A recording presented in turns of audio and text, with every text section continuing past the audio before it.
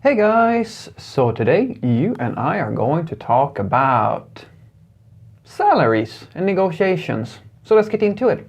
So the question in question was, Frederick, can you talk a little bit about how you should behave in a salary raise type of situation? And the short answer is that you need two things. The first thing is confidence, and the second thing is proof of impact. Let me explain. So, whenever you're negotiating for a salary, it's actually not that hard to make a good case for you getting a raise of some sort. As long as you, first and foremost, actually can prove that you deserve that sort of raise, and the second part is, of course, that you actually have the guts to ask for it. And that's the most important part, guys. I have seen so many developers who are underpaid or don't progress or things of this nature simply because they don't ask for things. If you think that you're gonna just impress your boss to the point where they love you so much that they're just gonna raise your salary without you asking for it, it may happen, guys, but most of the time it's not gonna happen. Usually your boss will not actually push for you getting a raise unless you somehow prove that this is what should be happening. And that confidence, it comes from personal security, guys. Understand that you are doing this. Even if you love the company, even if they're the greatest people in the world and so forth, you are there because they pay you to be there. You wouldn't be there if they were not paying you anything. You would have to find some other means of survival. And that's what it comes down to. You have to understand that the purpose of what you're doing is to earn a living. And you need to understand that once you have accepted that that is the purpose, you also have to figure out, okay, what is my value to the company? I'm not promoting you being some greedy sort of person, because that's going to end up with it might actually backfire on you quite heftily. So when you're in that conversation with your manager, what you're going to have to do is that you're going to have to ask for a pay rise that stands in proportion to what you kind of think that your value is. So like a rough idea what you think your value is. And that comes back to that thing I was saying. You need to feel confident enough to know that you are providing a service to this company for the purpose of money. Even if that doesn't mean that you don't enjoy your work. That doesn't mean that you don't love your coworkers. It's just that you are doing a task that should be you're expected to be financially reimbursed for that task. And if you simply ask yourself, if they took in a complete beginner to do your job, would that person be able to do it as well as you can? Well, probably not. And then you kind of start figuring out, okay, well, maybe the thing is that I'm actually doing this a little bit better than they would have. Like they can't get this service cheaper. Well, if that's the case, then you should really start thinking about increasing your salary. And my suggestion here is that you figure out roughly how much you think that your services are worth, and then add a little bit on top. How much you add on top, that's up to you. I usually go with a third or something like that of the thing that I actually want, simply because you want to give a little bit of wiggle room at least for haggling and things of this nature. It's very rare, well, I'm not going to say rare, but it's not uncommon, let's call it that your manager will haggle, or they won't be able to give you the exact thing that you're asking for, or things of this nature. But the thing that I can promise you is going to happen is that they're going to ask you to motivate why you deserve this salary. That's what's going to happen. And that brings us to step number 2. So step number 2 is that you need to have proof of impact. What does that mean? Well, it's very simple.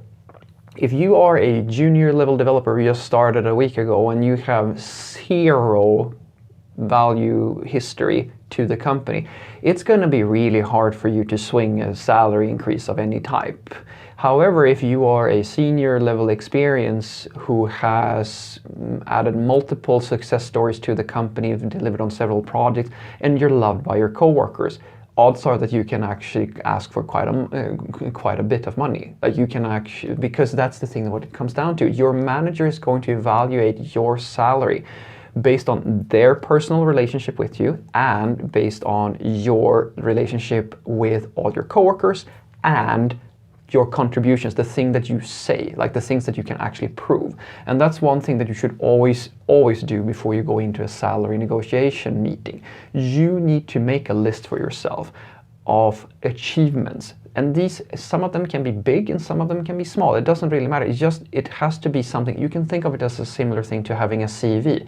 You need something to argue for, something that can help prove and motivate that you deserve a higher salary. If you go into that meeting and your manager is going to ask you, so what are your achievements? What do you feel like you have contributed to this company? What are you proud of?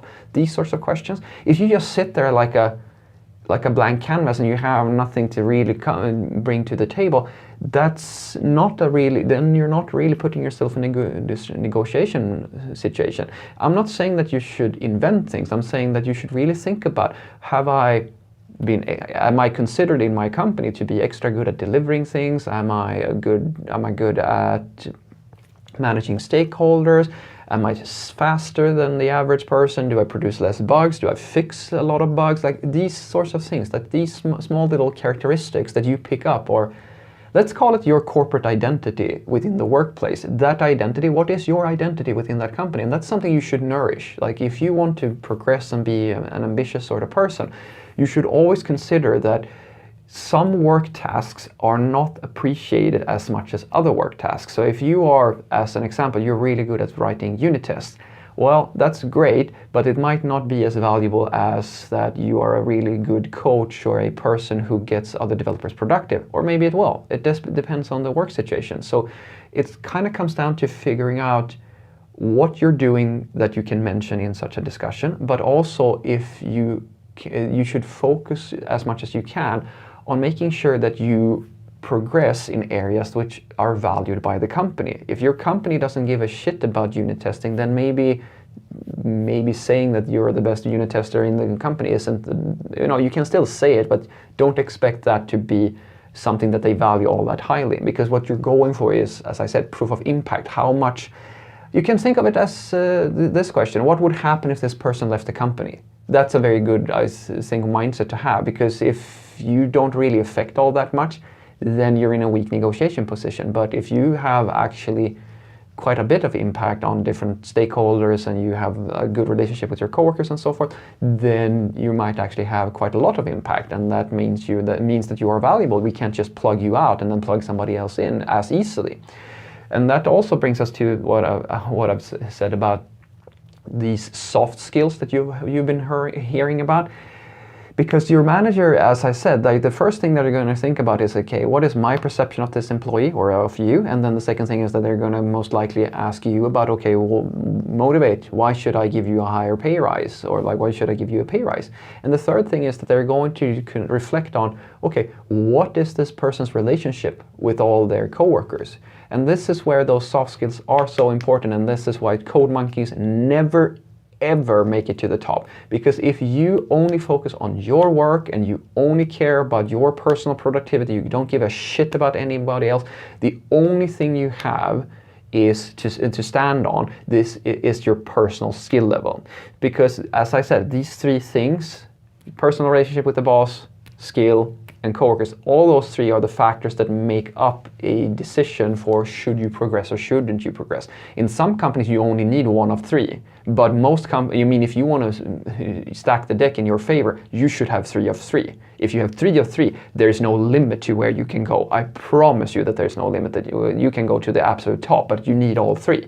So making sure that you have a good social connection to your coworkers and making sure that you are actually spreading that knowledge that you are accumulating all those benefits that you have as a developer to more people than yourself, so that you have, as I said, an impact that is broader than yourself. That is for sure something that's going to put you in a very strong negotiation position.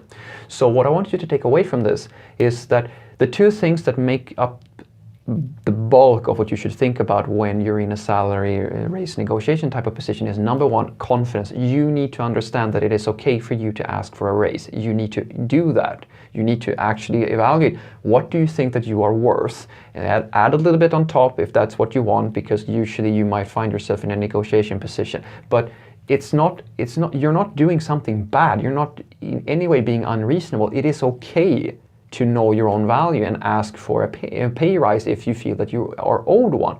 Just be honest about it. The second thing is, make sure that you have proof of impact, because words are just words, guys.